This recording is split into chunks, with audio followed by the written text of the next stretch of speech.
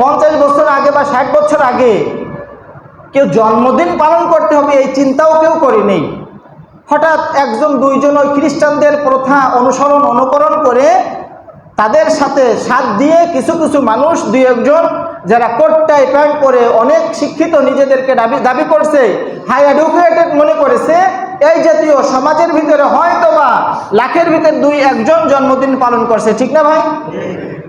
এই জন্মদিন তাদের দেখা দেখে এখন গ্রামের ঘরেও কি হয়, জন্মদিন পালন হয়। এখন আর এই জন্মদিন পালন মানুষ কিছুই কি করে না, মনে করে না।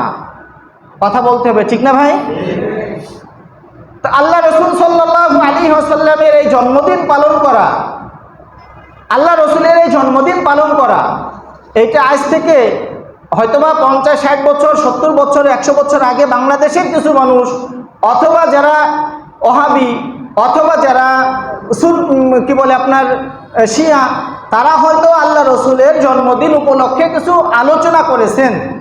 এক পর্যায়ে একটু আলোচনা হয়েছে, আর এক পর্যায়ে আলোচনার দিন কিছু খাওয়া হয়েছে, আর কিছুদিন পরে আলোচনার পরে একটু মিছিল নিয়ে বের হয়েছে। এখন এইটাকে ব্যাপক আকারে ইবাদত মনে করে চালু করা হয়ে গেছে। কথা বলেন, ঠিক না ভাই? ঠিক। এটা ইবাদত নয় ভাই, এটা বিদআত। আর আপনি যদি এই চিন্তা করে এই সমস্ত মিছিলে আপনি আপনার সন্তান অথবা জশ্নে জুলুস চিন্তা করে মিলাদুন নবী আল্লাহ রসুলের জন্মদিন উপলক্ষে আপনি কোনো কিছু করেন, এটার দ্বারা আপনার কোনো নেকি হবে না, এটার দ্বারা আপনার গুনাহ হবে। এমনও হতে পারে যে কিছু শিরকি বাক্য আপনার জবান দ্বারা বের হওয়ার কারণে আপনার ঈমানও কি হয়ে যেতে পারে, চলে যেতে পারে। আমি কি বুঝাইতে পারছি কথাগুলো?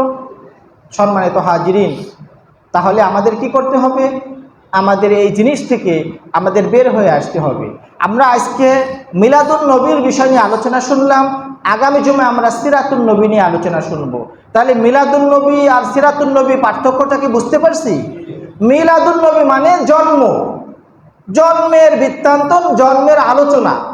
আর সিরাতুন নবী মানে নবীর নবুয়তে পাওয়ার পরে মৃত্যু আগ পর্যন্ত তিনি যা কিছু করেছেন এই সব কিছু অনুকরণ করার নাম হচ্ছে সিরাতুন নবী।